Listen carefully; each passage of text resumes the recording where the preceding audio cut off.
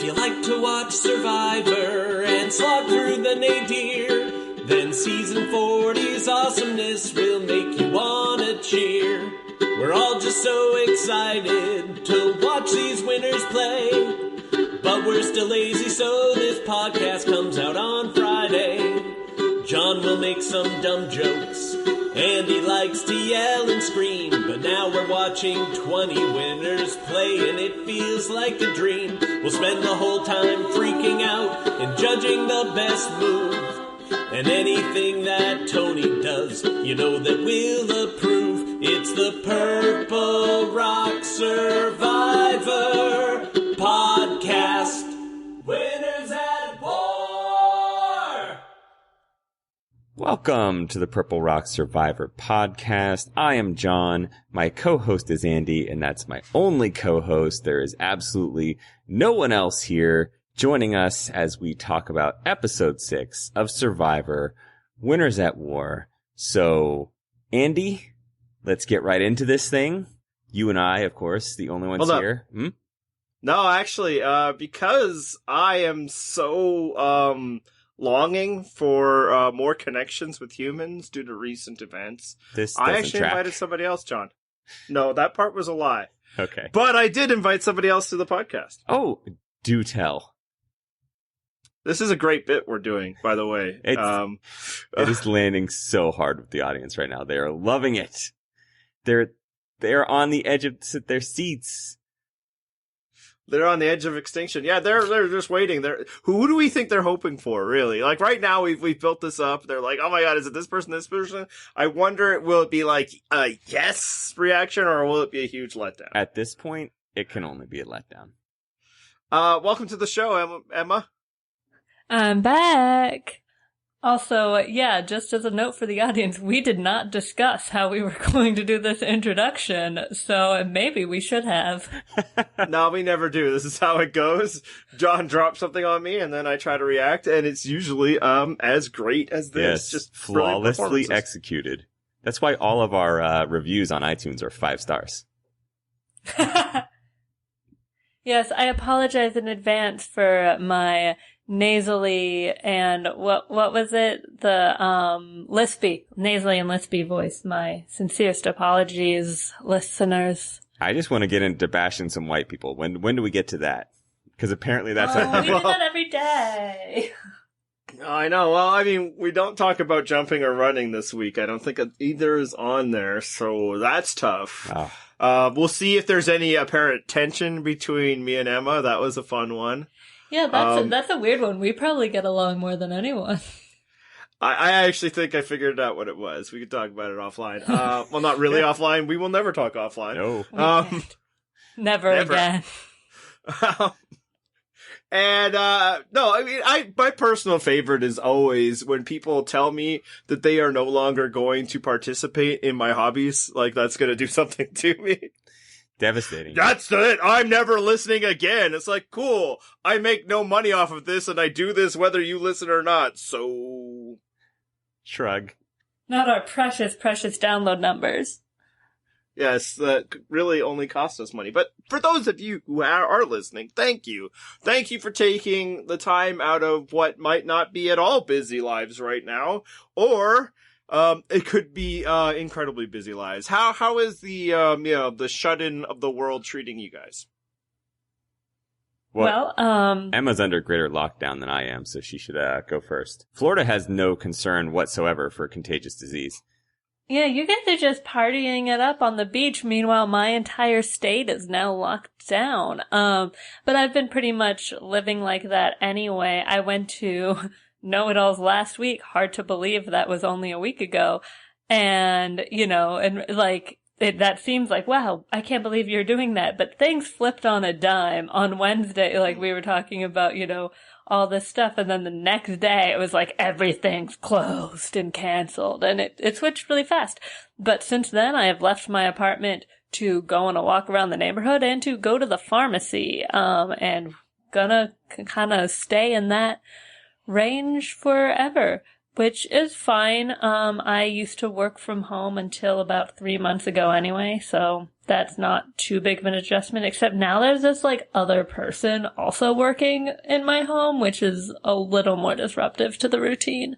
Pretty rude of your work to force you to work with a coworker in your own home. I mean, awfully. Well, that's the crazy thing. He doesn't work for my company. He works for an entirely different company. That is wild. The lengths that capitalism will go to for an extra buck is just, it's so sad. Yeah, but I get a cut of his paycheck, so I guess that works out. Oh, that's a sweet gig. So, John, partying up on South Beach, I assume? No, I mean, I'm mostly homebound, but, I'm able to avoid, they have a, big doorknob licking festival. It was so much funnier when I could say it correctly the first time. But I won't be able to attend that. We do have like weekly mosh pit night that I have to pass on to. And, there is, of course, the handshake contest that we were all going to have. But alas, that's all I can do. I just got to stay home instead. So now I want to talk about like white people and handshake contests, but we shouldn't do that. That gets us the iTunes comments. I guess we should probably talk about all the fun things that we're binge watching with all this time. So I think John, like me, is, our children. Yes. Yeah, this really hasn't resulted in more free time. Being at home with my children is like much less, while also trying to work. And, I'm grateful that I still have a job, one that I can do from home. But, it's not fun right now. The kids are taking it well, in part because it's also like really cold out. So we wouldn't really be going out too much right now anyway. It's kind of unfair that they did, or maybe nice that they did that way. But yeah, I'm not enjoying this, not just trying to, parent while also, work, but, just kind of the general, anxiety of the perhaps collapse of civilization. It's not fun. Yeah, that's really the bigger problem for me than not going outside. I'm golden, but... Yeah, like, I love not going into the office. I love not seeing people. That part, A+. I just wish I could enjoy it more. Exactly. Yeah, if you're noticing that this episode is sloppily edited, more so than usual, first of all, leave us an awesome iTunes comment about that. And secondly, it's because I am also working from home and I am dealing with my kids and I would normally be the one that's editing. So I probably did a horrible job with it this week. Sorry. Yeah, but yeah, no, I'm jealous of people who are like, this is the time I'm gonna finally watch blah, blah, blah. And it's like the best I can do is like, I might, end up watching a lot of like new DuckTales. Oh, I caught some DuckTales. Or like the old X-Men animated series, cause that's on in my presence. And then like, I guess there's the time I used to spend watching basketball, but really I've been spending a lot of that time going to bed. It's really not like this boon of free time. It's really more just, constant, anxiety and, wishing that my children could be elsewhere while still, like, not wanting them to be anywhere. So at some point this week, we should probably move on to talking about the show that we all watched. The thing that might help give us a brief respite from the many terrors that we are currently facing. Let's start, though, with perhaps the most uplifting moment of the show, depending on your perspective. I'm guessing at least Emma's perspective is on board with this. Denise, boss move as fuck, right? Denise! Thank you for bringing joy into our world. Yeah, there's a little bit of controversy because, what else do we got to talk about? Like, was this a great move or not? And I'm here to say, yes, it was great. Why do you people have to be this way? Great things are great. Yes, it was a great move. Emily, talk a bit more about why it was great. Okay. It was great because Denise is wonderful. That's point A. That's an easy one. It was great because, look, we'll get into it. And as you discussed, last time, like, Rob got voted out in a way where there wasn't really much that he was going to be able to do in his swap situation. Parvati got voted out in a way that there was even less, I feel like, that she could have done. And that's, well, probably about the same, different circumstances. But, not a lot she could have done. And we'll definitely get into less. that. I think that's fair. Yeah, Sandra, on the other hand, should have been fine. Should have been golden. Should have been coasted right through that. And so, what did we want from Winners at War besides seeing legends doing great things? Seeing people become legends. Seeing people topple legends in grand fashion.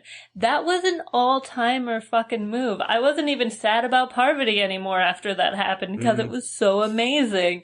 And yeah, it kicked ass. Even Sandra, I think, had to be like, yeah, that was sweet. Because, like, just, fucking I would disagree rules. with you on Sandra thinking that was sweet because Sandra is one, despite what the edit may have told you this season, who tends to hold grudges and not take things very well. So I'm guessing she's... Yeah, but I've also seen actual evidence of her taking it well. I'm just saying, I'm guessing in this moment that the show is, as the show is progressing, she's not Denise's biggest fan. But I do concur wholeheartedly, like, what a freaking signature move now, right? Like, that's what all the kids these days are calling the resume builder. You need those things to win. Like, Denise last time lost her way to the end and happened to manage to survive every single tribal council and then win. That was amazing.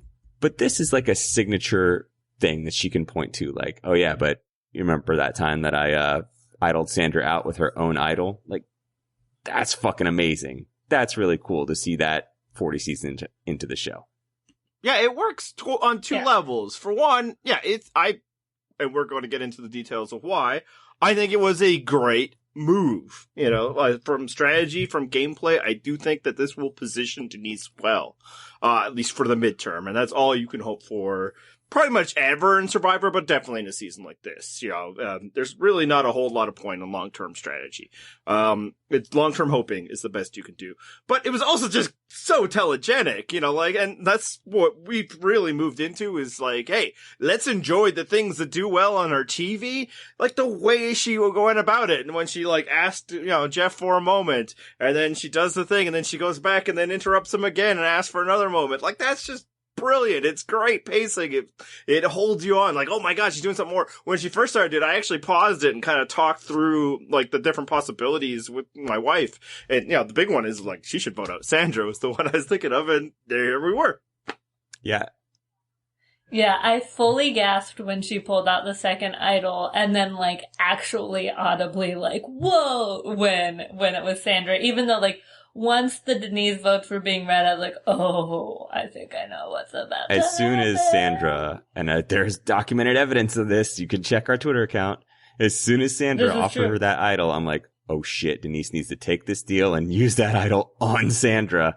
And so once we got the confessional of Denise shortly after that, talking about how she needed to make a big move, I was like, oh man, I think this could legitimately happen. Like, I don't think this is just me coming up with some crazy scheme. Like, I think Denise is genuinely pondering this. And Matt was doubting me the whole time. I had DMs going on with Matt, and he's like, nah, you're getting your hopes up. I'm like, nah, I think she's going to go out like a legend. And she did. Took Sandra out in the way that a legend deserves to be kicked out of this game. There's so many like beautiful parallels with it. You have Denise kind of, yes, sure, there are differences, but essentially getting like a hold up bro situation, getting a Three Amigos situation. You have Sandra getting JT'd when she was saved in that double idol play. Like, I mean, she wasn't saved, she wasn't voted for, but still, she was protected. She was the Jeremy of that situation. You have Sandra going out right after Parvati. I mean, there was just so much. Yeah, so there's a little bit of debate. I don't think there's going to be any debate here. It's weird. It doesn't matter how many voices we add to this podcast. We all seem to agree on certain things. But there's debate about whether Sandra was the right target. I'll go first. I say, yeah, I think she was the right target, or at least she was a good target. You could argue that others could have been also good, but there's some people who think, Sandra was trying to align with Denise. Why did you take her out? I think John, will just go to the money. Money is, king for him. I mean, I'll let him get into that. But, I just think also it's like, yeah, Sandra was probably the most intractable person on this season. And also it's a great name. If you're going to go big game hunting, then take out some big game. Yeah. And I mean, the only other reasonable target for her probably would have been Jeremy, because if you use that idol and you take out one of Sandra's team, she's just going to come after you next anyway. And Jeremy might end up siding with Sandra. I mean, Sandra clearly said either of the men were fine to target, so I don't think she's coming after her if she votes out I'm just Tony. saying, like... I'm sorry, did you, watch it? You're like, Sandra didn't say this was a good move. All, Sandra would have been mad if she voted for Tony. Answer. She got to take out Sandra at a discount. Keep her money. That's reason A1 why you do it. And then also, yeah, like you said,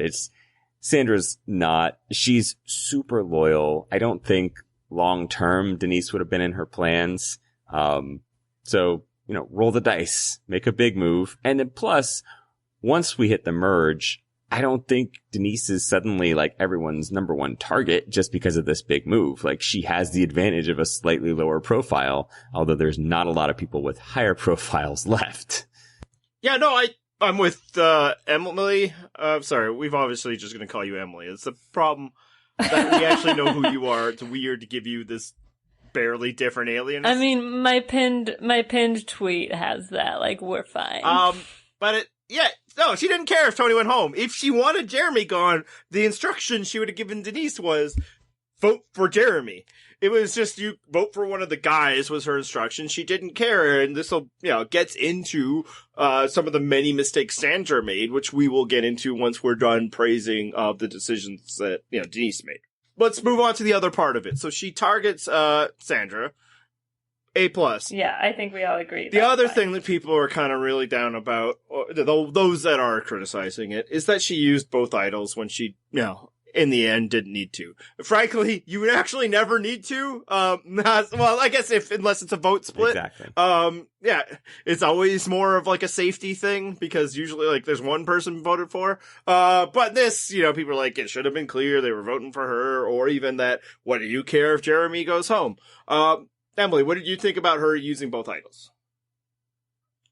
Look, obviously it would be nice if she still had the idol, sure, but that is some results-based thinking. I think you've got it's an insurance play. You're not wasting your money by paying for car insurance and not getting in a car accident. John, don't start. But that's not how it works. She's being careful. Can you imagine if she hadn't, if Sandra had thrown a vote on Jeremy, which she should have, and, to be safe or something, and Jeremy, had a vote and it's a tie, and Kim and Tony vote out Jeremy because of that, and then Denise has to go back to camp to Sandra after doing that? No, thank you. You got, if you come at the queen, you best not miss. So she's going to do everything she could do to make sure she didn't miss. And I think that's completely I think the best way that she could guarantee that her one vote was going to call the shot was to play both idols. And I think that's what she wanted. It has an added advantage of maybe making Jeremy more likely to side with her, a little more loyal to her. If Jeremy exhibits some of Steven's tendencies after, Jeremy saved Steven in Cambodia. Regardless, it might have been an overplay since we know there were no votes to Jeremy. It wasn't a bad move because of that, though. No, I like it because it sets her up for the next vote as well. Now, you could argue having another idol would also set her up, but, it'd be nice to play Survivor and not have to, to save yourself every week. And I think, Sandra goes home, who has somebody who was at least willing to work with you for some reason, maybe just economically, but clearly she was willing to work with her. She gave her an idol that, she verified was true once, Jeff said so. But this by playing this for Jeremy, I do think it buys you some short-term loyalty. It might not be, Steven, I'm never going to turn on you type stuff, but Jeremy, I think, wanted to work with her in the first place. But the math just wasn't there. Well, now it's 2-2. The math is a little bit more there, but it's not just 2-2. Kim, I think, was also leaning like, I'd like to work with you guys, but again, the math isn't really there. I mean, I guess if she flips, it's 3-2, but then you have this, the other group out there. Well, now Sandra's gone, so that, the connection to the other group, I think by doing this, by showing that, she isn't just, lucky that she has this idol, that she was able to do different things and that she was able to protect an ally, I think it wins her more potential. And I think the next move she should do is when she gets back to camp with them, she should tell everybody what Sandra was trying to do. She should sell her out hard. Oh, definitely. And that can bring Tony back into the fold. So if they don't lose next week, then, she might have bought herself a lot of allies and a lot of respect. Cause she should be like, Sandra wanted me to move against you guys. She was trying to get my tokens. I didn't feel good about that. So I felt I needed to do this. And I think she might do well by buying like some, allies. And I think Denise is somebody who likes to play that way, And I think she's kind of noticed that like Adam probably is the way with, the whole way. With what he... Yeah, if there's anyone who can, like, calmly reason with people and explain to them why something happened, it's Denise. Yeah, and, like, it seemed like, when she found out that Adam had, tried to go to Boston Rob, she was disappointed then. I also felt like the reaction of, like, Boston Rob taking it out of the game, like, Denise was sitting there shaking her head at it. And then the only way I could think of, because I don't know if she had any, like, strong attachment to Boston Rob, might have been like, Adam, you really can't help yourself, could you? So... And again, that's just me interpreting, which could be a reaction to, I really wanted peanut butter and jelly. I don't know. But I do think, like, by playing both idols, you're securing that this is going to work. Guaranteed going to work. And I think she might, it's, alliance building. And let's not discount the fact, just purely from a TV perspective, now we get to see Sandra go to Edge of Extinction and talk to Boston Rob, which I'm sure will be a nice, cordial event full of, calm laughter, nice stories shared amongst each other, and definitely not a bitter spite fest. I don't know if she'll confront him. It might be all, hiding what she's actually feeling, because it's the weirdest spite. Is this your You first didn't tell me time that you were seeing coming. Sandra ever play Survivor? the lady who's I don't really think it's that good kind of at anger, keeping John. her- I think... Yeah, this isn't Johnny Fairplay shit. This is, like, legitimate hurt feelings, not like, this guy's annoying. Yeah, no, I think this is, like, some deep stuff that she would probably be too proud to admit that she was, like, angry that you didn't tell her something. I also don't think we're gonna see it. We're not seeming to get the interesting reactions out of Edge of Extinction that we were hoping for. We didn't get to see Rob meet up with his wife. Yes, it's on bonus of scenes. All the That is scenes that you so could have surprising. had, Like- that was the one to be waiting for, right? Yeah, that was so strange to me. Like all the props to them for knowing they didn't need Edge this weekend. Like, obviously in a perfect world we don't have it at all. But like, if you have it, like, that's what we want it for. What are you doing? Like, how boring must it have been for them to cut it out? Except probably not. You can give us a 2-minute, reunion. Yeah, I've seen the scene. It's nice 1 enough. minute, 30 seconds. Yeah, like it made the bonus scenes. It's nice enough. And yeah, I think you could put that on TV because there's probably a lot of people who, know of Rob and Amber who don't watch bonus scenes. But yeah, there we go. So let's talk about the other side of this because while Denise was able to, spin the situation to her side in, awesome ways. Hopefully that it raises her profile enough that she's considered, like contender to win, but not too threatening. And I actually think it's probably right in the middle of there. Apparently when Kelly Wentworth did her big move, it brought her more respect than it brought her threats. But the other part is it only happens if Sandra screws up. Where did Sandra go wrong here? Underestimating Queen Denise. Selling the idol was a high risk move. Honestly, probably just a little too much risk. And I think the scoreboard demonstrates that. But, selling it to her and telling her, hey, you're the target, like that gives her a lot of information. It was probably enough to just sell it to her because she suspected. But at the same time, Sandra's playing with house money. She can try shit. It's the same thing as JT in Heroes vs. Villains. Like, you may as well roll the dice. I mean, I think Sandra realized that the only way that she got that idol in the first place was having a fire token. And now that she has none, she needs more just in case another opportunity comes up. So, an opportunity to say, make herself immune for a vote? indeed, I said it was a high risk move, but at the same time, I at least appreciate what her strategy was there. I think the execution was pretty flawed. It is an interesting point you said about, giving her so much information, because I think because this was an idol that was only good for one vote, you don't have to worry about her saving it for another tribal. You could say, like, look, like, I think, they seem to be targeting you. Like, my game, like, I usually just go, it's anybody but me, which is probably what she should have stuck to. So it's like, I don't know if I can convince them to switch it to Jeremy, but I'd like to work with you. What I do have is this idol. It expires at this tribal.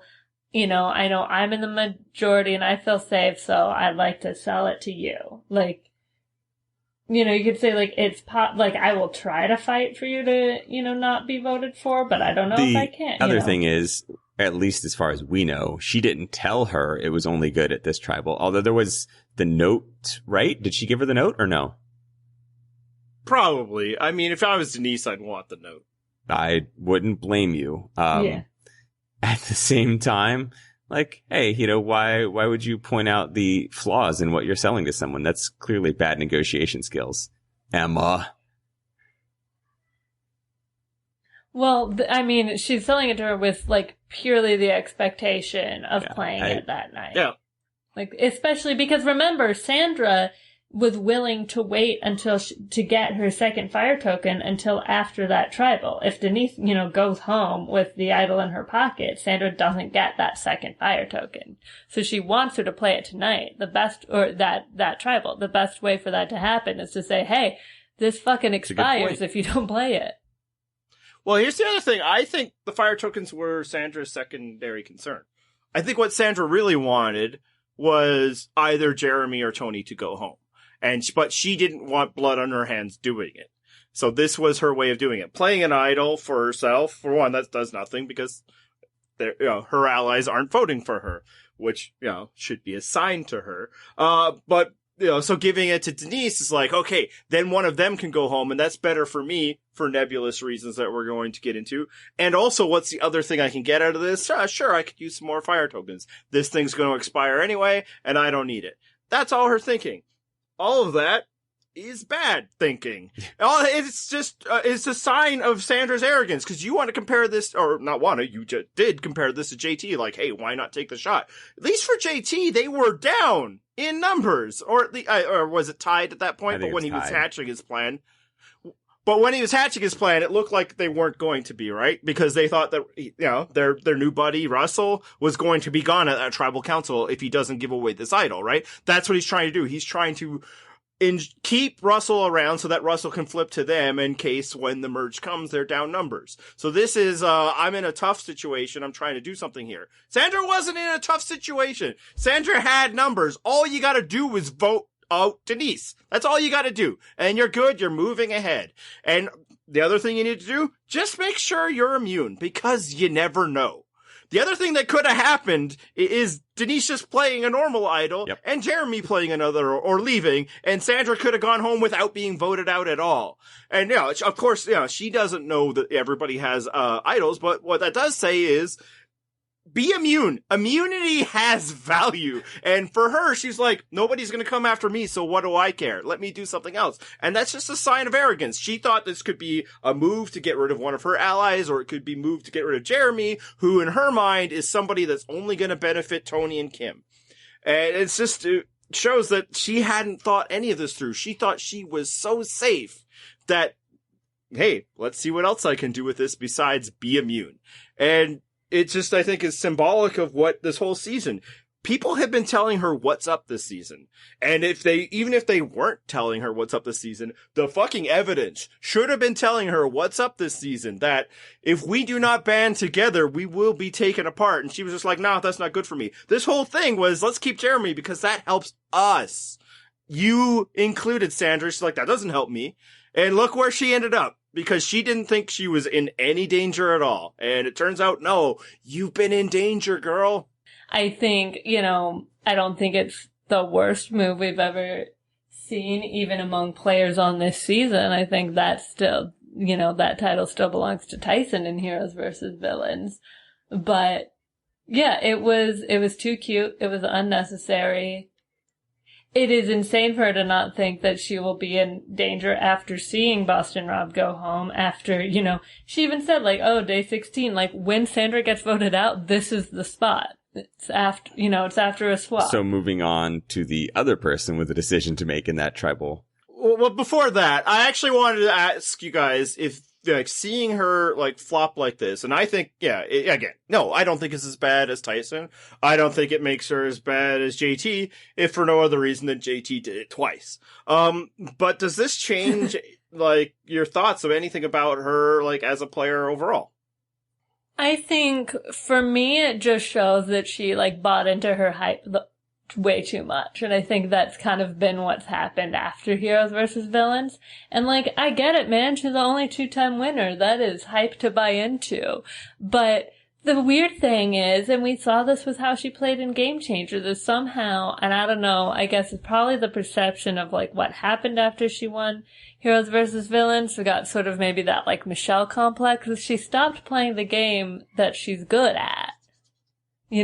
I mean, her whole mantra is supposed to be anybody but me, and everything she did this episode was the opposite of that. Yeah, and prior to this, it was like, nope, it's Tyson or nobody else, It's like, it's felt like she's been having some axes to grind, and John has talked about this, so why, frankly, he would have been okay for her going home.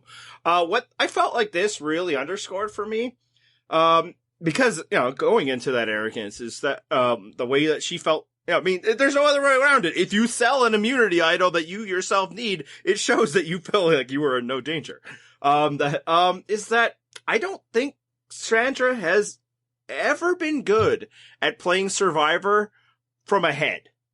Each one of her seasons, when she's been in, like the majority alliance, when it seems like she's doing well, she's been pretty flippant. I mean, great for us, entertaining wise, right? But like, we're all great. He's a stupid ass. They're not going to be able to do anything. And then she takes a hit. And that's when she starts to play really well. The difference being in past seasons, the hit never came for her. Right. So she could be arrogant and acting like, she's invincible, that there's nothing Russell can do with this idol. You can go and get it. We're just going to get rid of you now. There's nothing Johnny Fairplay can do, and all of them. They're just dumb. And then an ally takes a hit. Rupert takes a hit for her. Tyson and Rob take the hit for her. I mean, obviously Tyson ended up taking it for himself a bit, but, and then she's able to work from behind where she is magic. That's where her sweet spot is. But like this feeling right now where she's like invincible and all that, it's not just because, she's 2-time winner Sandra. I think that's always been there. It's been part of the fun of Sandra, right? Is that she is this arrogant person. But it's just now that she actually is a target herself. She didn't get to hide behind anybody, even though people, of course, kept telling her, we need somebody to hide behind. When she screwed up this time, there was nobody else to take the hit for it but herself. And it's just made me kind of think, like, that's probably how it always was for her. It's just there was no reason to vote her out in those situations. And now, does this throw away all the things she was good at? No, I think playing from behind, playing generally a lone wolf strategy, Sandra's one of the best ever at that. But this, arrogance that she exhibited that, she was never in any danger. This is just a time to like let other people get voted out. I think it's always been there for her game. The difference was that, somebody else was paid for it instead of her. It absolutely always has been there. And we've mentioned before, she's an extremely loyal player until she can't be anymore.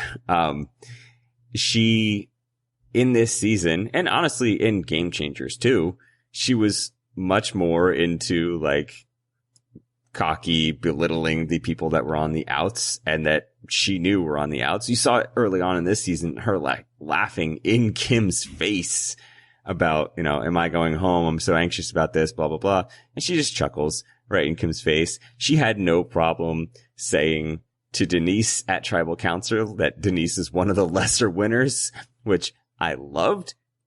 Even earlier in the episode, when Denise was like, hey, what's this? It's like, hey, I think you're in trouble. Like again, it was kind of like, what are you going to do? And nothing could ever bounce back on me. Yeah, that's just how she plays. And it's entertaining. It's why she was on a villain's tribe in the first place. But the fact that it actually came back and hit her first was the surprising part, because generally the reason why it was Rupert, it was someone else, was because Sandra just wasn't threatening those times. Now, having won twice, she is kind of threatening, so it does make sense to take her out. Yeah, and I think it was actually a really good move to take her out now, because post-merge, people worry about immunity threats. The Sandra sit-out bench becomes this amazing, asset to her. And that gives her the time, especially if she's suddenly playing with her back against the wall, to do her magic. So don't give her that time. Now that I've spent some time, I guess shoveling a little bit of dirt on Sandra, I do want to mention one, positive that showed the strength of Sandra from this episode. When she could just sense that Tony might be spying on her, that's great Sandra stuff. Well, I mean, I love that she knows Tony well enough, okay, if I can't find this motherfucker, he is definitely hiding on purpose. It's not that he's out taking a dump in the water. He is hiding and trying to spy on us. And specifically even knowing where the spy shack would be. Yeah, she singled out the water well. Yeah, she's she has great instincts. She's strong. Just when she can't see past those things. And this season, I think, to Emma's point, she couldn't see past her own pettiness and her own, these are the battles I need to fight. And that was what everybody was saying.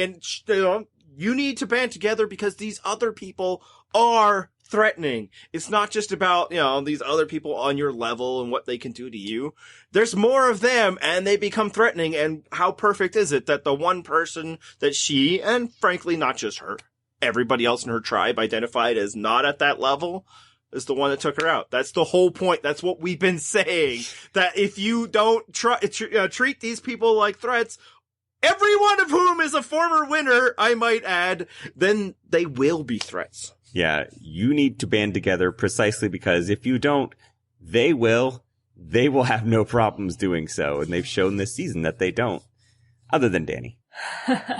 Yeah, how bad did Danny have to screw up to jump in front of what was happening? Hey, she definitely played her way to Edge of Extinction. Let's talk about Tony briefly, though, because obviously it's always fun to talk about Tony.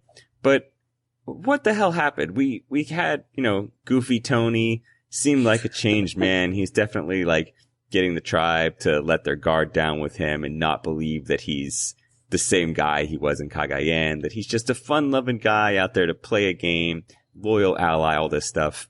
Suddenly, it's like he could only suppress that for so long. And then the beast comes back out. What the hell happened with Tony this episode, Andy?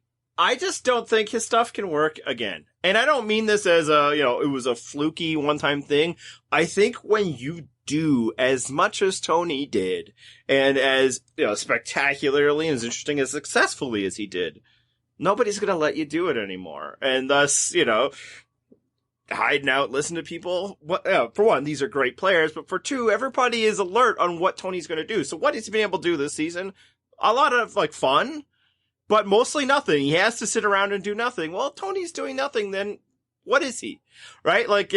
Is he gonna win this game just because people kind of like him and he's amusing? No, the way Tony won Survivor was by always pushing forward. And when nobody will let you push anymore, then I don't know if any of it works. Yeah, and as I saw people point out, just the whole Spy Shack thing, just works a little differently when you don't have, your spy leading people there and leading the conversation certain ways. You're just kind of hanging out while your allies who want to discuss strategy with you are wondering also, where the hell you are. You're in a tribe of 5 people. You're hoping for 4 people. You know what? That's probably the biggest point. Right. It's, you got to play the odds, buddy. There's 4 people spread out over a massive area Like, what are the odds they're going to stumble over to where you are and then have a conversation that is precisely what you want to overhear? Come on, Tony. Be better. Or how is it that 4 people aren't going to notice the 5th person isn't there? Right. You know, like maybe when there's 8 or 9, it's like 3 people are over here and 2 people, they're assuming you're with one group or another. But when, all 4 people are like, hey, shouldn't there somebody else here? I don't know. What did you guys think about Jeremy, like, sticking around? Like, I was kind of shocked that he didn't just peace out on this whole situation. Seeing how the vote played out, I guess he was just confident, but also seeing how the vote played out, there was no reason for him to stay. Like, the only thing that made me, when everyone was, like, guessing what would happen and the idea of, like, Tony being advantage get-in or something, like, the only reason I thought Jeremy would still be there is if they, at least, whether she did or not, at least believed they had flipped Kim, because then his vote is important. But, because, you need that to make it 3-2. But if he's just voting for Denise anyway, which, like, I don't think is an indicator of it being, like, bad for Denise to have played the idol on it, like, because that was purely, at least in my mind, that was just like, yeah, I'm definitely with you guys, haha, new decal all the way, yay, team. But yeah, like, he was just another add-on vote for Denise. You don't know for sure that they're telling you the truth. Like, get the fuck out of there, man. What are you doing? I think he felt confident enough that Tony and Kim would want him over Denise, and maybe that Sandra could be convinced. It was definitely a risk, and if you're trying to be risk averse and keep that advantage, I don't blame you, especially because it's such a small tribe. I mean, the odds, even if they were even odds, which they aren't, you got a 1 in 5 shot of going home. Like, that, those odds are bad enough. Like, you're not going to get that again until Final 5.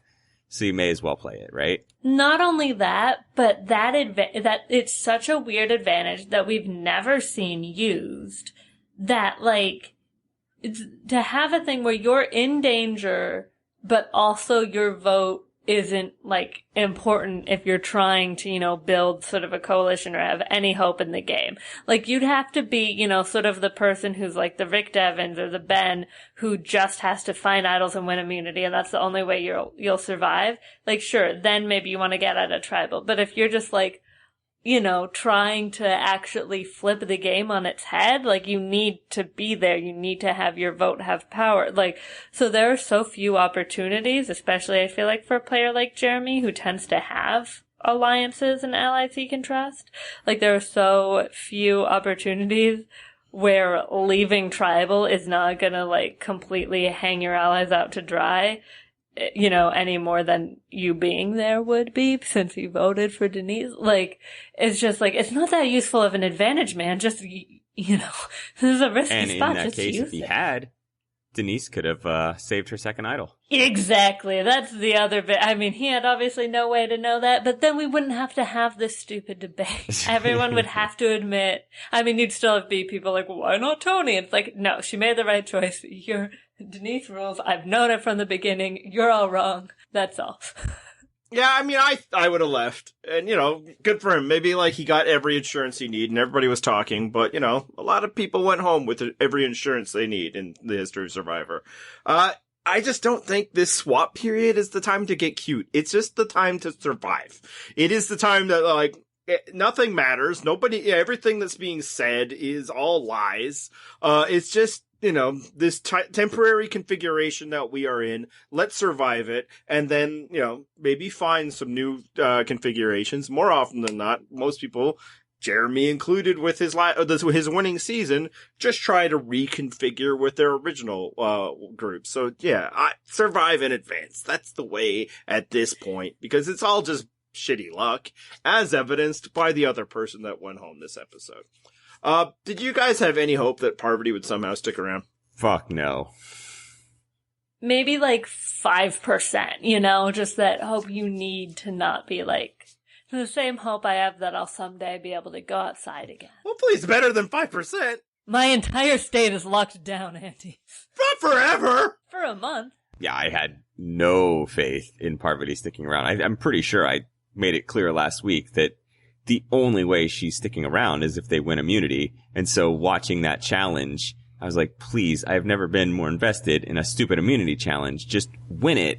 And I got the sense, even as the challenge was going, I'm like, oh my God, the worst possible outcome is going to happen. Like, that Adam tribe is going to win this, and we're going to get 2 votes that are both going to suck. And it was just like, I'm devastated, like just 15 minutes in. Yeah, I'll say I had maybe the 1% or 5, you know, math, what are we? We're not math people. Yeah, I'm just picking a small number. I'm not.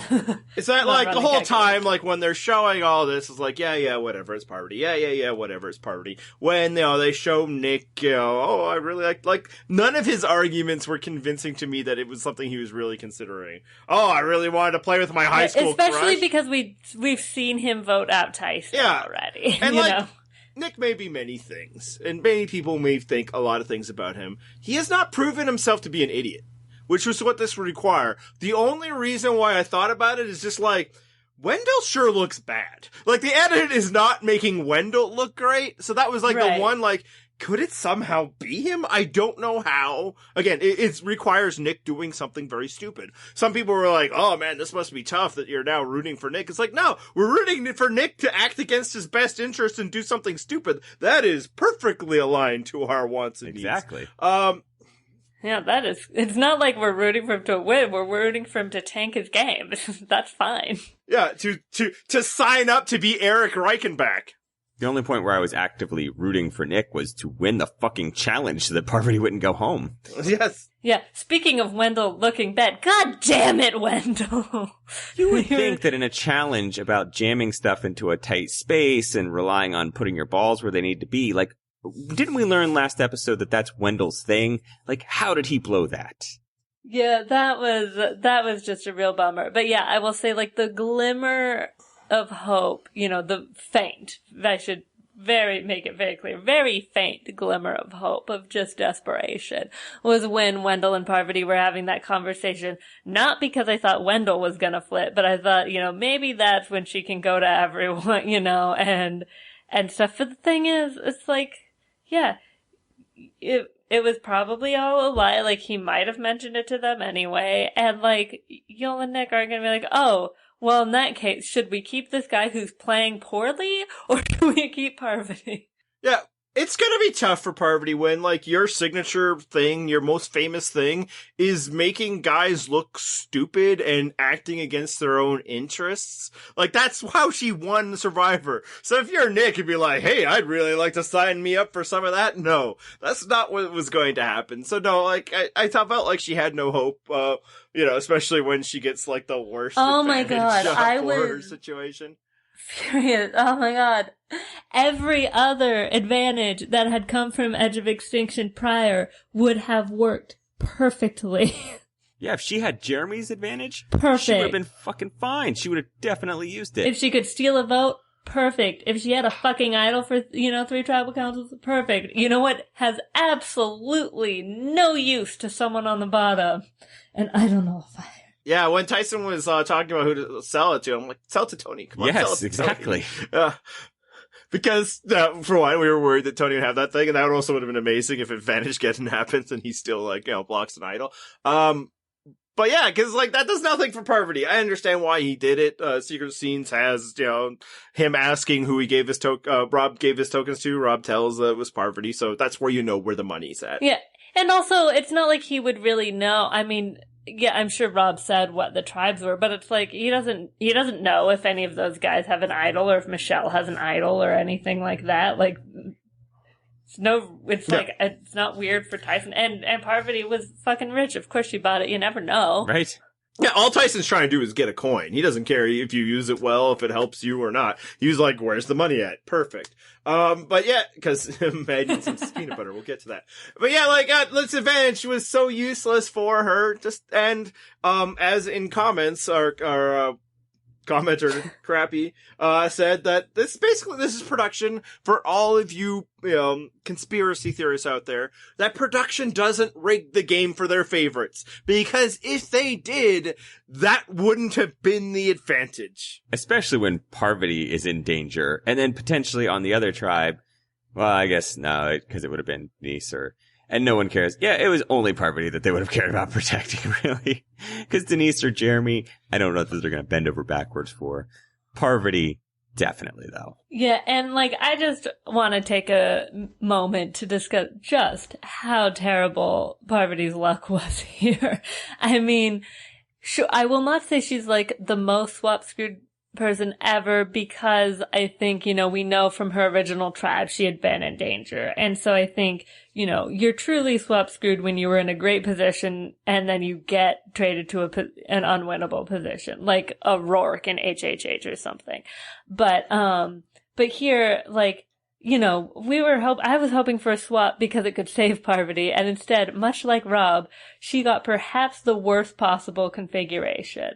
Like, I'll say the only thing is that she was with Michele, who wanted to work with her. Sure, great. But that, just, the three guys that she's against, like, were the tightest trio on the whole tribe. Like, what?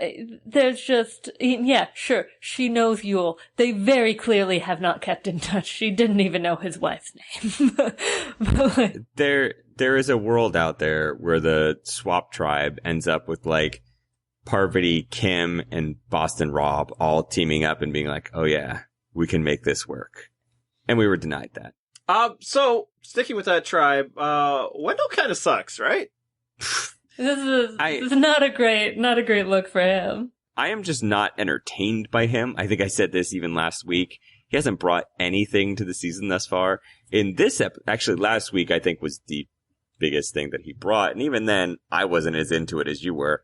This week is just like, wow, you are just aggressively uninteresting to watch. If only, like, we just need Michele to try, like, rapping or something. Really bring some of that magic back. Well, even that, his great, big signature moment from his season is really just stomping on the parade of somebody who was being fun. And I think that might be symbolic here, is that he's not here to have any fun. Maybe he'll build, like, a few games out of things, out of, reclaimed wood or something. But, like, yeah, he has been, like, a big entertainment suck. And I'll give him, like, the benefit of the doubt. It can't feel good knowing that votes are coming towards you. And when Michelle's like, hey, is it cool if I vote for you? The answer is, no, it's not cool. I'm on favor there. But just like, it's just like this grumpy scowl. When he goes to tribal council, like, his way of, like, explaining how things are is so, like, basic and uninteresting. I thought this was a tribe where we're just going to tell everybody, we're just going to keep it real. We're just going to keep it real. There's honestly a few things that are less interesting to me than people on Survivor who can't speak past, like, cliche. Yeah, when they're at the final tribal council, it's just like, hey, it's outwit, outlast, outplay. It's like, cool. That's not interesting at all. And it's just like, that's how it's been. Like, yeah, we just kicked it. Like, he doesn't seem to have an extra level or depth to any of it. And it's been really boring. And I would say, apparently, a lot of really unfortunate things have come his way in social media as a result of, probably voting out Parvati. Yeah, whatever. Voting out Parvati was the right move. Not falling for her, negotiations or whatever was the right move. I'll even say, what the hell, trying to get some tokens out of her. Fine move. When we criticize people on this show, it's because they're not, like, delivering things that we want entertainment-wise. It's never personal. Not even when I call them pissant little fuckers. It's not personal. I don't take this show that seriously. But yeah, like, he's kind of sucked this season from, like an entertainment perspective. The one counterpoint I want to make to you before I let Emma jump in here, as she should, is that you say people speaking in cliches is just not your thing. However, Andrew Savage dumping out all these, like, leadership business cliches, golden. Like, that is the epitome of how you bring the cliches to Survivor and make it interesting TV. Well, I'm just gonna... Emma, you may speak now. I'm just gonna shift the paradigm here to talk about... Exactly. But, no, I just, in a light defense, back on the, unnecessary defense on the Ghost Island Chris Noble thing, as fun and entertaining as we may have found Chris Noble in 45 minutes a week, I'm sure 24 hours a day, those attempts at rap was no longer fun and entertaining. So from what I've heard and when I've spoken to people on that season. So I don't know if that's necessarily not wanting entertainment. I have a feeling if Andy was living with that in real time, he would also not be a huge fan. And I'd also say this isn't even really devil's advocate on like, oh, Wendell being good, because yeah, I don't think he was doing too well. But that conversation with Michele, I mean, I've just seen, what I'm really here to do is tamper down on the sudden, blossoming of Michele praise. Oh, bring it. And, I don't blame you. and that is, okay, I get it. I was entertained with her and Parvati last week, sure. Probably a good thing for her to not be throwing away her game to save Parvati in a losing battle. That's fine. But, like, what the fuck was she talking about? Like, just her whole thing with, I mean, they must have cut something out, because that just made no sense to me, where she's, like, talking to Wendell and is like, what if I get all of Parvati's fire tokens by voting for you? That'll fix everything, right? Now we can work together, right? Isn't that the perfect plan? And then when he takes umbrage to it, she's been like, oh, Wendell, he just doesn't let me do anything. Yeah, I think I'm with you here on a bit on this. Go. Like, so I guess in that case, there's a little defense on Wendell there for being, like, not thrilled to get 2 votes in a 5-person tribe. 'Cause yeah, like, sure, as he said, then you only need 1 more. And would it be very unlikely to get you or Nick to flip? Sure. But it is Parvati, and it is Nick who has a crush on her, so it wasn't completely outside the realm of possibility. It was not likely. It was not a good chance. But, like, it could have happened. Weird shit happens on Survivor all the time. I would not want 2 votes on me either, just so the person you're not working with can get fire tokens. That's nuts. And then especially because then in confessional afterwards, she's like, yeah, I mean, I just don't get what Wendell's problem is. I offered to betray Parvati. I'm like, wait, you offered to vote for him?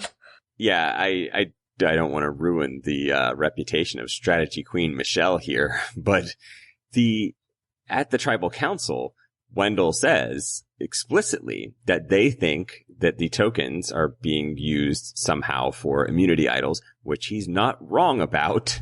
So how does Michele getting tokens, which might in turn be used to keep her immune, help Wendell in any way? If they don't immediately merge, they're like, she can keep herself immune, and then 1 out of 3 chance he goes home next week. Even if they do immediately merge, Michele has an advantage that he doesn't. How the fuck is this beneficial to Wendell? Yeah, was there anything good gameplay from her this week? I mean, she didn't even actually vote. Like, she did end up voting for Wendell. So, like, yeah, sure, she got fire tokens. I don't think Parvati would have even been that pissed if she got all the votes. Yeah. So, who else was she going to give them to at this point anyway? Like, so she like pissed off Wendell by voting for him, which again, I mean, obviously there is some stuff going on between there, but like, you didn't see her, at least we didn't see her trying to, connect with the other 2. Like, I don't think there was like an ounce of good gameplay from her this week. Emma, I want to thank you for bringing us back on mission with this whole discussion. Yeah. I think these are excellent points, and I'm totally I'm on board with what you're saying. It isn't necessarily that Wendell kind of sucks.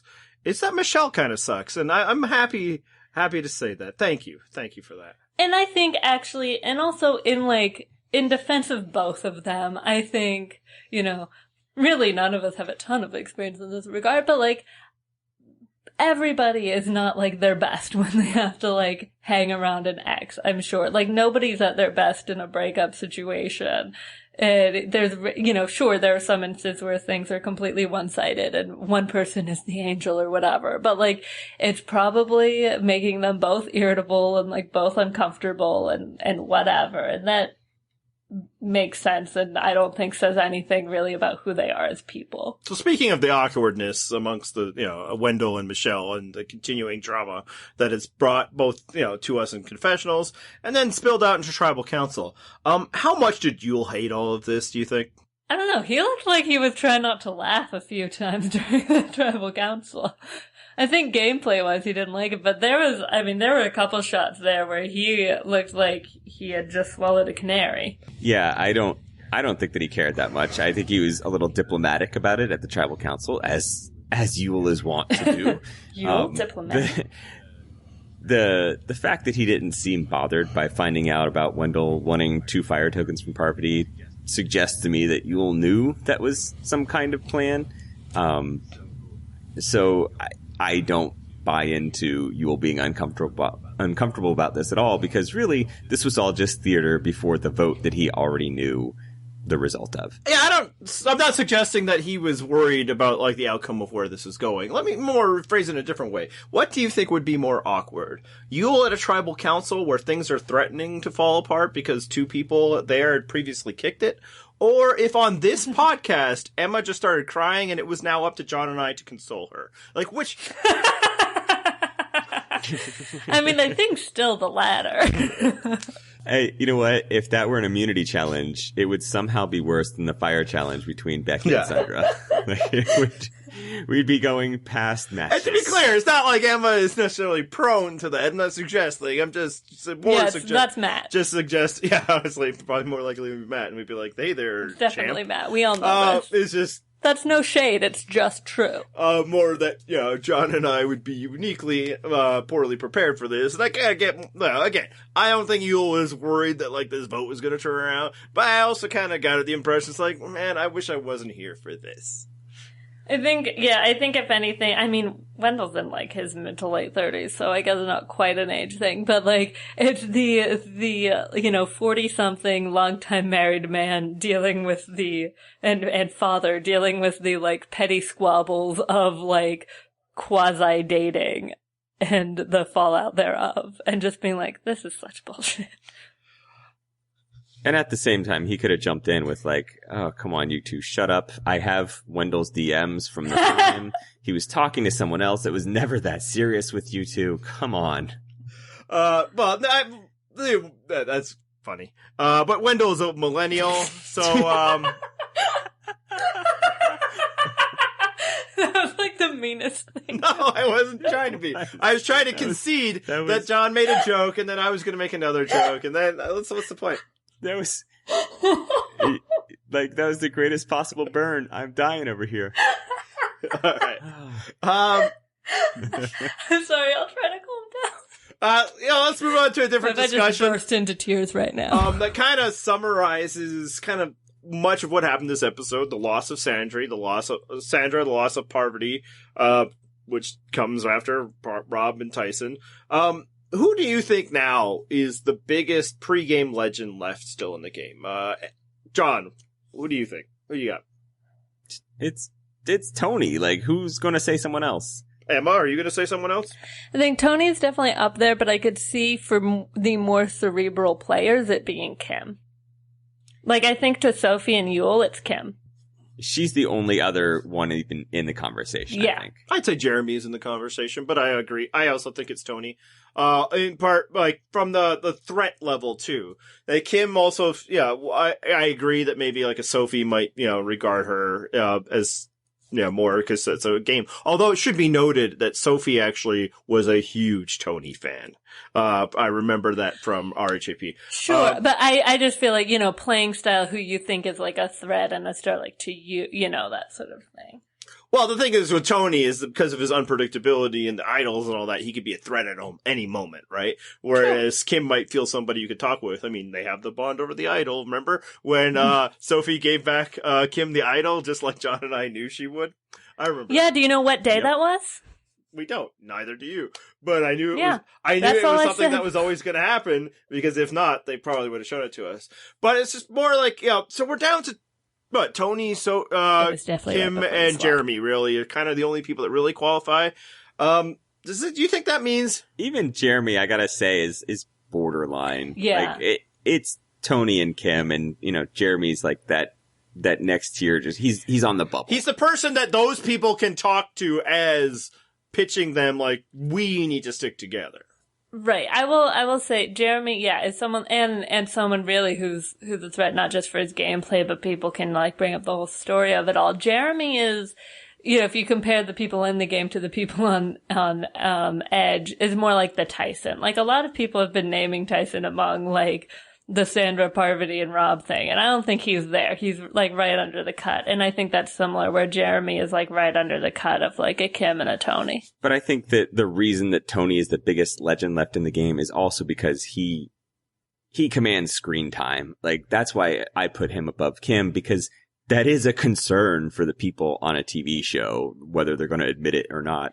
They want to be seen on said TV show, yeah, I think even that's while they're also, playing a game. I think that's also why Tyson kept being kind of named as a big threat, because Tyson. Right. Yeah. Agreed completely. That is one of the reasons that Tyson's a big threat. He's entertaining and funny, and he gets on TV a lot. Yeah, so now that, like, I think a lot of the big names have been taken out, at this point, we got Tony, Kim, and maybe Jeremy. Mileage may vary. Do we feel like that's still going to be the talking point, or are we past that now? Like, is it going to have to be until Tony's next and that, which Tony might be next, or is it like the players now going to be ready to change their minds about what actually is a threat? They can no longer just use the shield of we're afraid of Rob and Parvati and Sandra, and now they have to recognize, coming off the tails of the person that nobody thought was a threat that just did the biggest move of the game so far, do we think that they'll be ready to view other things as a threat? Or do we think we still have like 3 weeks of this? I'd say that this is definitely still going to be a thing, because it's an easy way to get a target off yourself. If you can say, oh man, we got to get Tony because he's a legend. He's so much better player. He's so well known. People love Tony. We got to take him out. That at least just gives you an easily identifiable target that everyone can be like, yeah, that's fine. It's not me. Especially if you're going into a merge and you're not sure where the alliances are yet. Like, a fairly unanimous target is probably the easy way to go. Yeah, I think, similarly, with the whole, like, swap tribe thing, it's just a little safety thing. But I think one thing that can impact that, of course, is when we do hit the merge and presumably someone comes back from Edge of Extinction, whoever, no matter who that is, they'll probably be deemed a threat. And, given who's been voted out, the odds are high that they are a big threat. Yeah, I think we might get 1 week not of it, because they're all on one tribe, the people that they can talk about. Like, what's the green tribe going to talk about? Like, we got to get rid of the legends, Right. The blue tribe just, unless they start realizing that Yule qualifies as the only person left in the main game that, pre-heroes versus villains, but I don't think they're going to. And honestly, one of the reasons why I want to talk about this is that it's like, it's time to realize that our hopes for this season never materialized. That there could be a spot where like the legends could actually play. And I think it shows, because that was one of the hopes for a winter season in the first place, was let's have a season where we got to target that person, they won the game, is thrown out the window. Is that you're never going to get a season where the big legends can really play, because there's always going to be a hierarchy. Yeah, I mean, I'll say the good news on that is that, we had sort of our people, or like 5 people of like lesser tier, mostly in terms of entertainment value rather than win, who are actually all still there, and, almost all of our favorites are gone. But it's still been a pretty good season, or actually a great season, so far. And I don't think there's, several of the people we weren't big fans of have proven to be decently entertaining and or good players, maybe not both, except for possibly Sarah. So I think, it doesn't have to be like a terrible post-merge just because those people are gone, a la Game Changers or something. I think we still got a shot at some really great stuff. Yeah, I think it could still be a great season. It's just not what we wanted, It's what I'm saying is, we're never going to get it to the point where if you are a big legend, the only reason why you should come back is because you want to be on TV again. Otherwise, it is kind of pointless. And what this season has pointed out is, hey man, it's probably a pretty good thing that some of these people negotiated a second way to play this game, because they were right that they were to be targeted and there wasn't really anything they could do about it. Yeah, the Edge of Extinction that none of the winners should have ever wanted. Yeah, apparently it was actually pretty valuable, because Tyson, Rob, Parvati, maybe even Sandra, although, a bit of an asterisk on there because she should still be in this game. They never really had a shot at this. So, because that's all people have been talking about. It's not just that, and I know a lot of people want to make it up that like they were playing poorly or whatever. They were playing not strong games because nobody wanted them to play a strong game because everybody there was more worried about their actions than anybody else's. And it's just like, that's the price you pay for being awesome at a thing when that thing allows people to take out those that are awesome, right? Like, yeah, a returning sports hero, the other sprinters don't get to vote out Uwe Boll. What? Oh my God, Uwe Boll? That's not what I meant to say. What the hell, man? John's gonna kill you. Well, also, why did Seriously. my brain go there in the first place? It was clearly going one direction and then went all the way the other. This is what happens when there's no more sports on TV. Apparently. Not like I've been watching that guy's movies. But anyway. See, for a second, I thought like the Skype cut out. I'm like, it doesn't seem like Andy would make that mistake, but here I am. And here we are. I'm not going to correct it either. That's just, I have to live with this. But it's just like, yeah. So when, a big, new, they're going to be a returnee season in the future if Survivor gets to ever be played again. I think everybody that's doom and gloom over the internet is sadly right. There's no point in getting excited about the big names because they don't have a shot. This isn't just a Game Changers thing. It's not just this season. Heroes versus villains. Tom, Stephanie, Rob, like they are all gone early. It's just that other people, like Danielle gets to live on. Russell was a big name that nobody knew who they were. Parvati was targeted early. She was able to survive, for her. Sari was taken out early. It's just kind of the way it's always going to be. And, it kind of sucks. But to Emma's point, I do think this still has a very good chance of being a very good season. It's just not what we were hoping that could maybe happen. I will say though, the concern for me is that we still have my bottom three right now would probably be Nick, Adam, and Wendell. Like there's still scenarios where there's some combination of those three in the final five, and that would just be disappointing. Like even if they don't win, just from an entertainment perspective, that would kind of suck. Oh, I would not be surprised if like the final three was what we saw in Sala. It was just like you'll, Nick, and Wendell. The good news is in that scenario, you'll win. So yeah. Accurate. With recent seasons, people would look around and say, if we band together, this might not happen. And you know what? 2 of them did.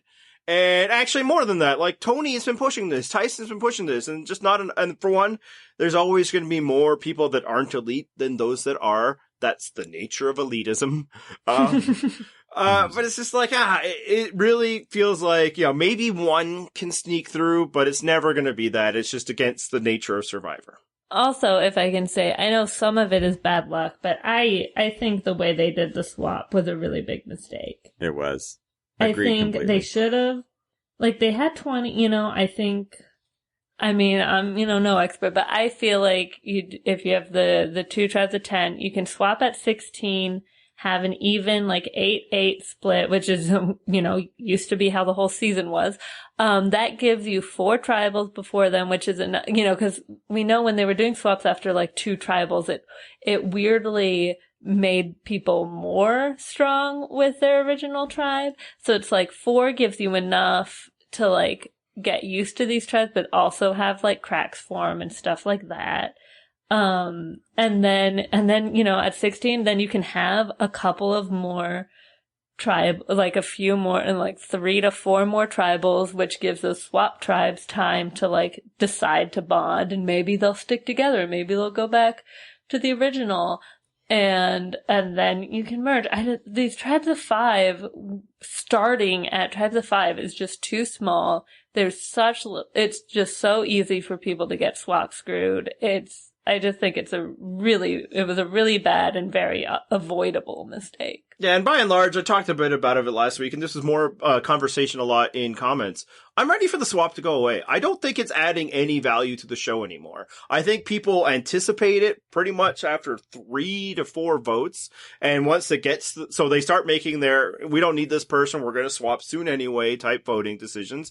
Then once they swap, they don't care at all about those numbers. And that's been true since like China, right? Like the swap is often just an opportunity to get rid of threats early. And frankly, it creates many situations, many seasons where like winning challenges is actually probably a bad idea. Yeah, like blood versus water is one of the few times I feel like that a swap tribe sort of, you have together. To do it with blood versus water so that you can get that mix that you want. Yeah, absolutely. Well, yeah, that. But I mean, it's also like one of the few times I feel like the swap tribes have come together. But, some of that is just the nature of the blood, how the blood versus water theme panned out because you had the singles versus the like pairs.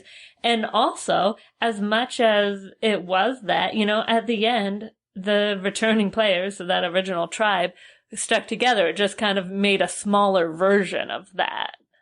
Mm-hmm. But like, and I know people like have the counter arguments of like Redemption Island or South Pacific or whatever. Like for one, that was a long ass time ago. But for two, I think we can have like so many other examples of swaps that led to completely uninteresting results. Like I think, right, like Ghost Island, here's Hustlers. Yeah, like I think this season possibly. I think it's time to make it go away long enough that players can't anticipate it. They need to treat this current situation like it could go forward. Because yeah, they're anticipating a swap, then they're anticipating the merge, and the whole thing just feels like you're jump starting the actions that used to take place later in a season. More importantly, you guys were talking about blood versus water, and I'm realizing it's been this long. We haven't even talked about Tyson. My boy Tyson got a fire token from Parvati and did the best possible thing with it. Get a freaking massive jar of peanut butter, like Costco-sized jar of peanut butter for 1 fire token.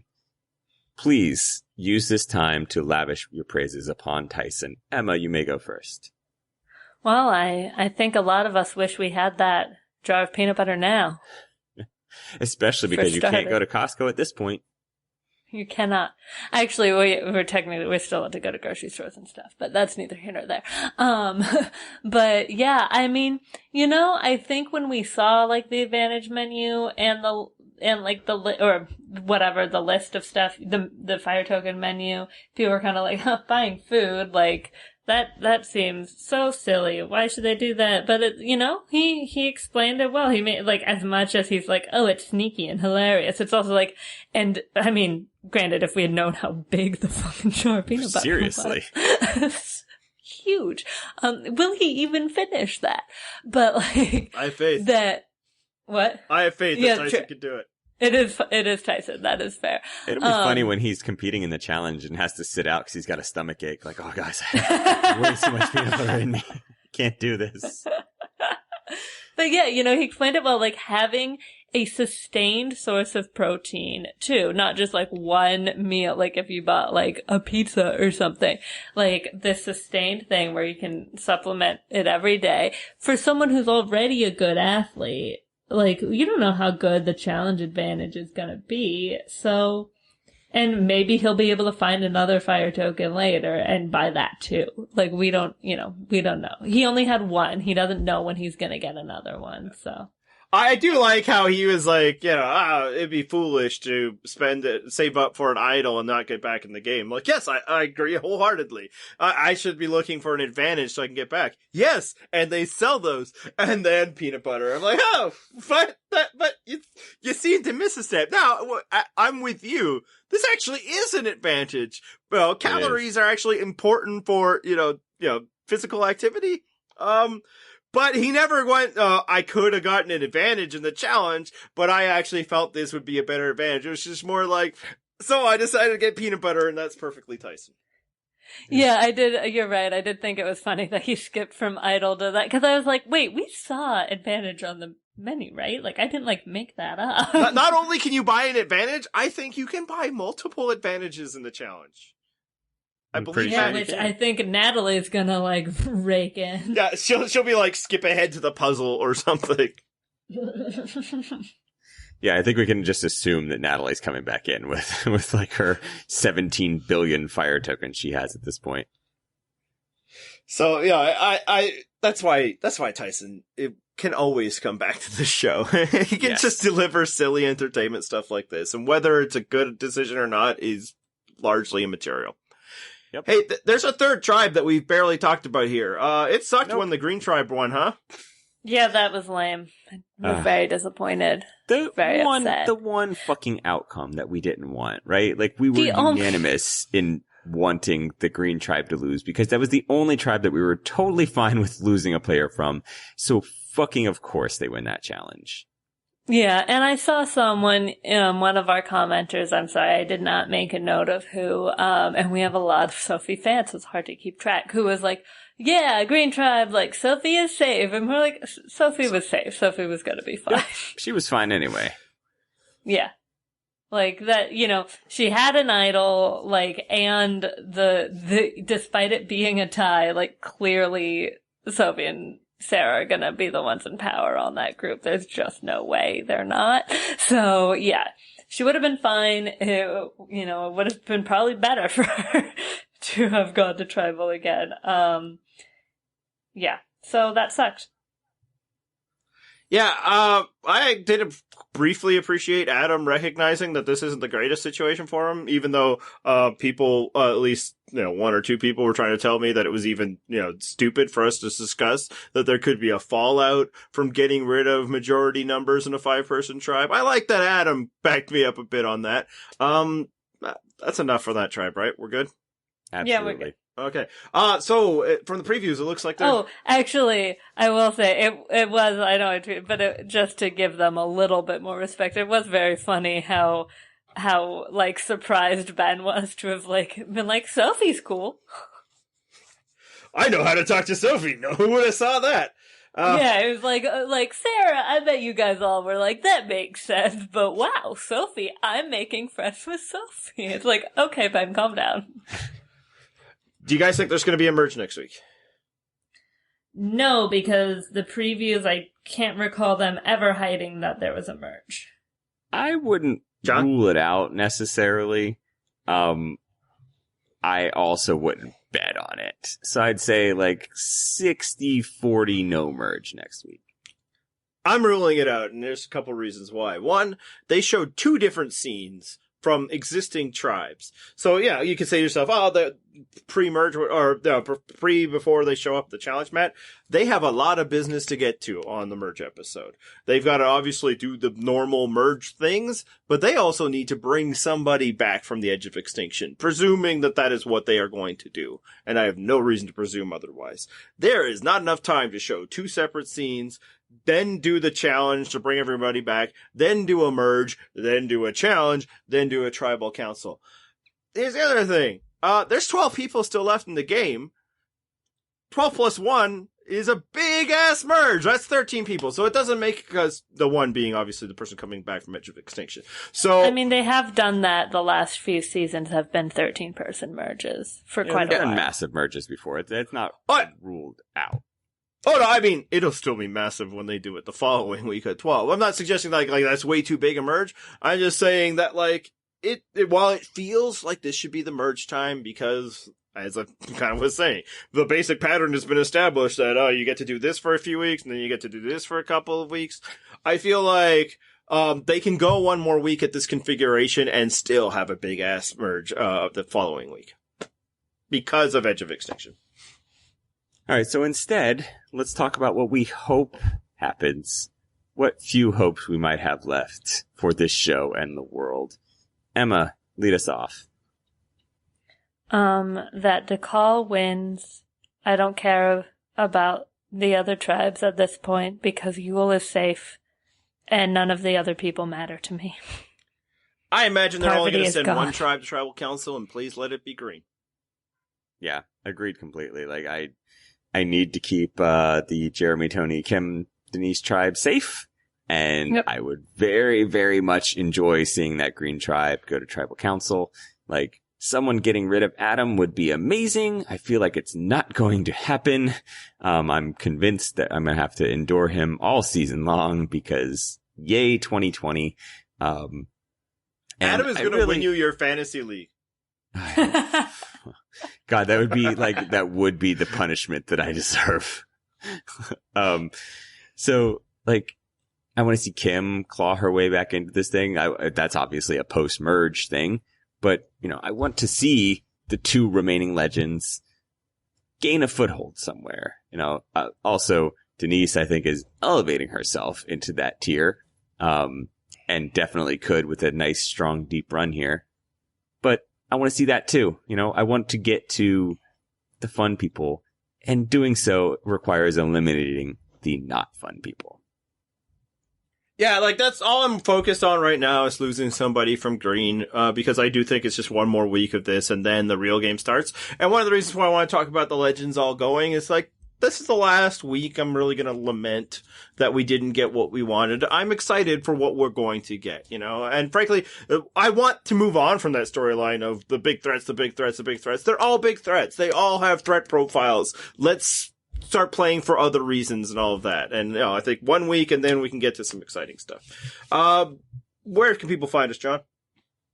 Of course, you would find us on purplerockpodcast.com. You can find our Twitter account at purplerockpod. Andy is Purple Rock Andy. I am Purple Rock John. And there is, of course, Purple Rock Emma. First time we've mentioned you this season, Emma. Enjoy the 2 extra followers you get from me mentioning you. If that. Indeed. I'm pretty sure that anyone that follows the podcast account is probably aware of your existence.